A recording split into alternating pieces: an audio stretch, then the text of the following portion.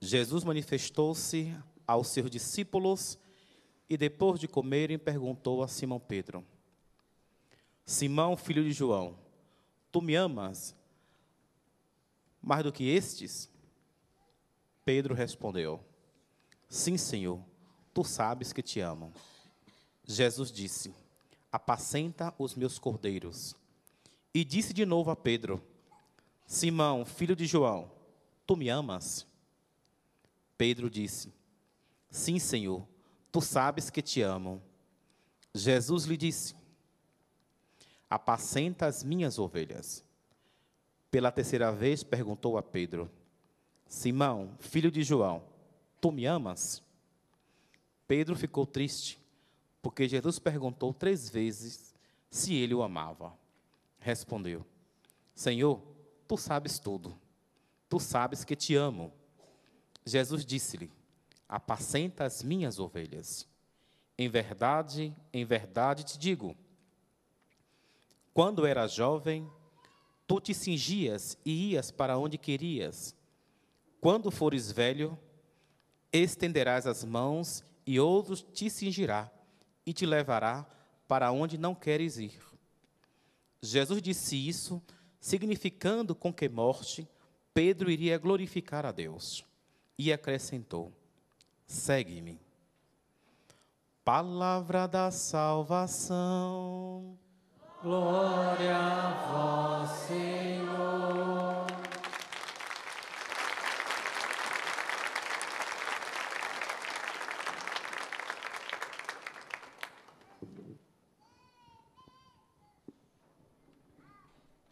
Meu caro Padre Ademir, concelebrando a vocês que nos visitam a TV Século XXI, a vocês aqui presentes, a vocês que nos acompanham, eu só empresto a voz a Jesus.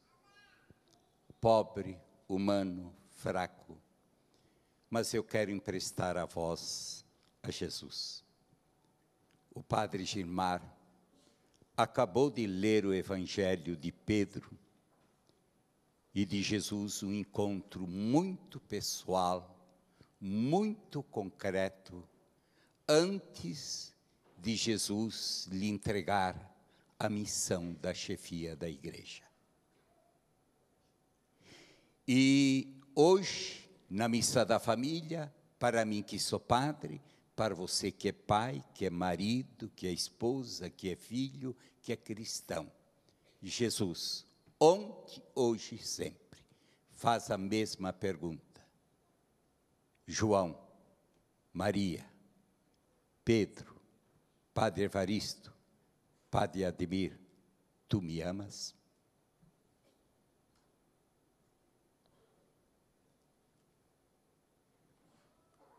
E Jesus insiste 3 vezes.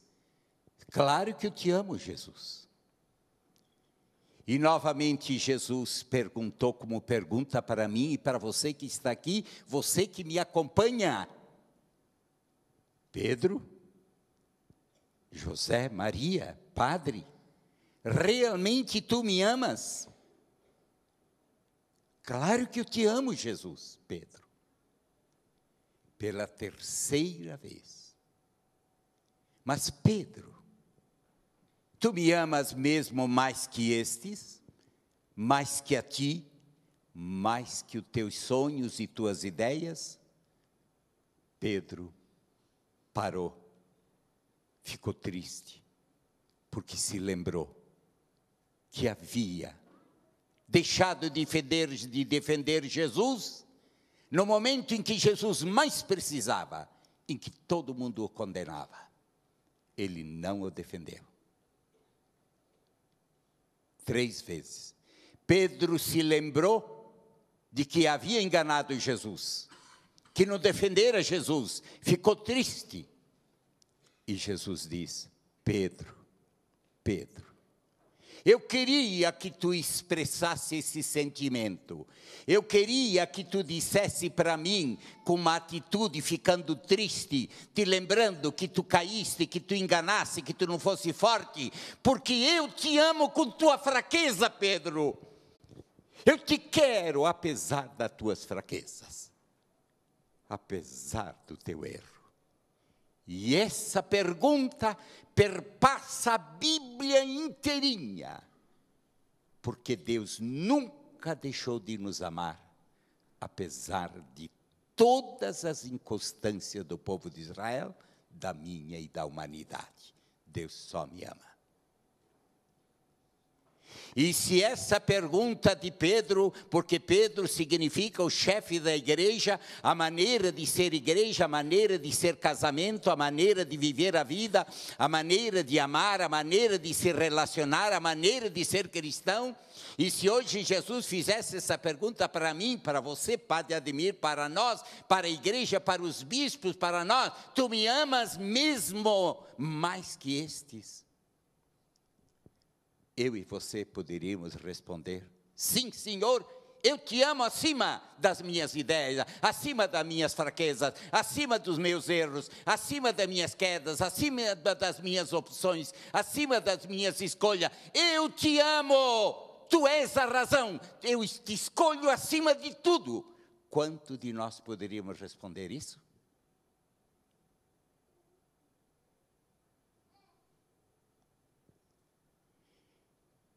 E se essa pergunta fosse feita pela sua esposa: marido, tu me amas? Claro. Tu me amas? Claro que eu te amo. Tu me amas mesmo, apesar de ter descobrido que eu tenho feridas, que eu tenho fraquezas, que eu tenho erros, que eu não sou a mulher que tu queria. Eu te amo também porque tu és fraca, também porque erraste, também porque na hora que eu mais precisava, tu não estava junto de mim. Eu te amo porque Jesus, o amor dele, está acima do amor que os homens apresentam como critério, acima do amor de novela, acima de tudo, acima da traição, acima do erro, acima do zelo. Eu te amo porque eu te amo, não importa o teu pecado.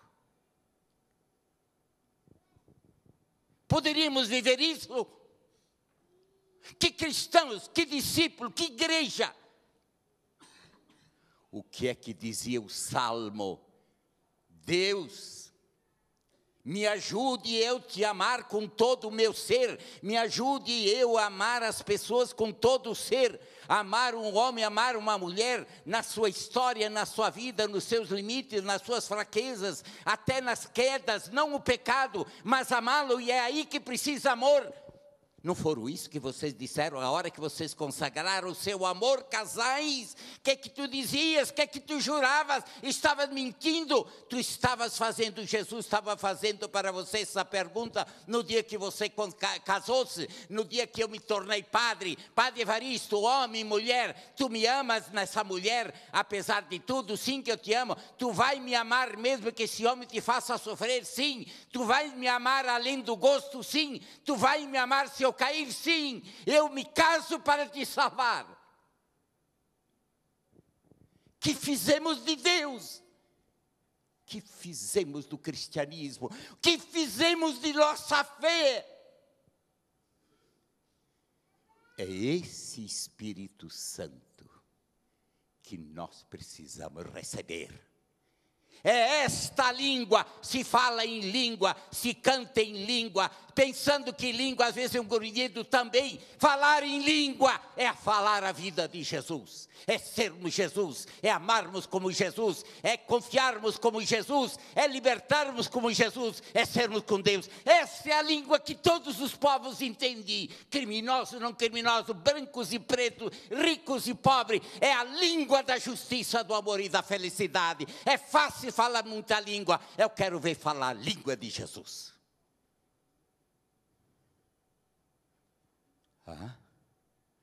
Família? Mas que família? Que amor? Que amor? Pedro, tu me amas? Pedro, tu me amas? E diz a Bíblia que quando na Bíblia se repete 3 vezes, Deus está fazendo um apelo para uma missão, nos convidando a entrar no projeto dele. Por exemplo, lá já no comecinho da Bíblia, no momento de silêncio e de oração ao deitar, chegou para Samuel: Samuel, Samuel. Samuel, Samuel. Samuel, Samuel, 3 vezes. E na última vez, chegou Levi e disse: tu me chamaste, Levi? Não, vá dormir. Se te chamar de novo, diga: fala, Senhor, que o teu servo escuta. E se Deus já não te chamou só 3 vezes, e se Deus já te chamou a mim, marido, deixa essa vida, esposa, deixa essa vida, te reconcilie, vá ao encontro, perdoa, restitua o que tu roubaste, viva o amor, ame a tua esposa, ame o teu pai, com os limites que tem, com as fraquezas que tem, porque tu casaste para, como eu, tu salvares o outro. E se tu ouves isso, um apelo do teu filho: papai, volte para casa, papai, deixe de brigar, mamãe, não faça isso, mamãe, não te separe, é o Espírito Santo, é Deus, gritando, e você surdo, prefere o não à morte e à vida. E aí? Aí temos esse mundo que vivemos hoje. Aí temos uma humanidade indo para o abismo, para a morte. Temos um mundo se estraçalhando, se destruindo, milhões, ódios, nações se matando e morrendo, casais se esfacelando, famílias com lágrimas, porque falta ouvir na pessoa de uma esposa, de um esposo, de filho dizendo: papai, chegue disso. Chegue, mude. E você prefere? Não. Teríamos a grandeza de São Pedro de reconhecer o erro, a grandeza da humildade de dizer: tu sabes tudo, tu sabes que eu errei. E recebermos de nossa parte, termos a atitude de Jesus, que teve Jesus com São Pedro dizendo: Pedro, eu queria que tu falasses, eu queria que tu te abrisses, eu queria que tu falasses, que tu caísses, eu queria ouvir disso, não para te condenar, mas dizer que eu te amo também com a queda, não com o erro, mas com a queda.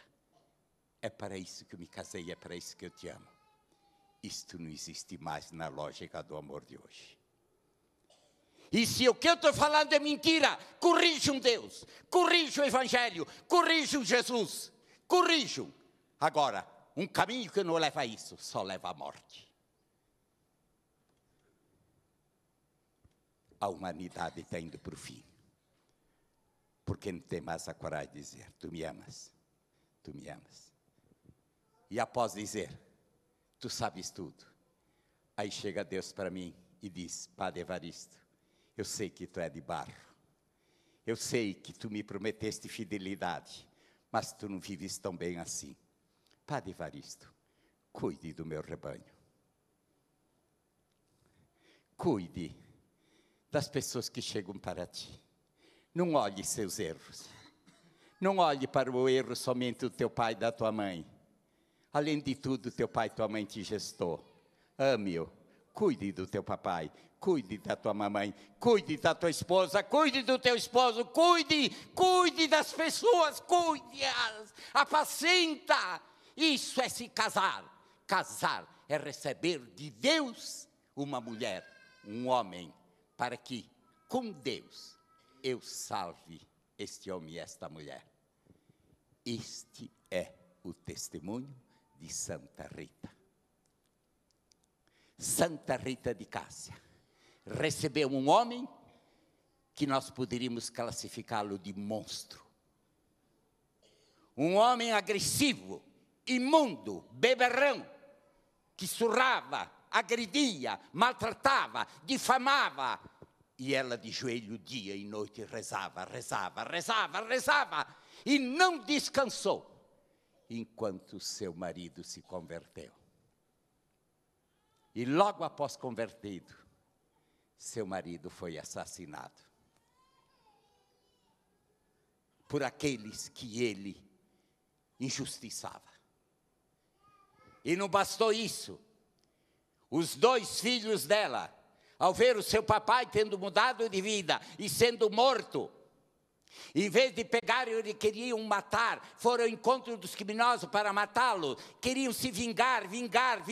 Alguém me maltratou, alguém me traiu, vou vingá-lo, vou me vingar. Eu não descanso enquanto eu não vingar, enquanto eu não humilhar, enquanto eu não desmascarar, enquanto eu lhe atirar na cara. Tu me traíste, tu me difamaste, tu és um fraco, tu és um hediondo, tu não presta. Santa Rita disse: Deus, se meus filhos têm que cometer esse crime, chame-os antes de cometerem. E os 2 filhos faleceram. Prefiro meus filhos na eternidade do que no inferno.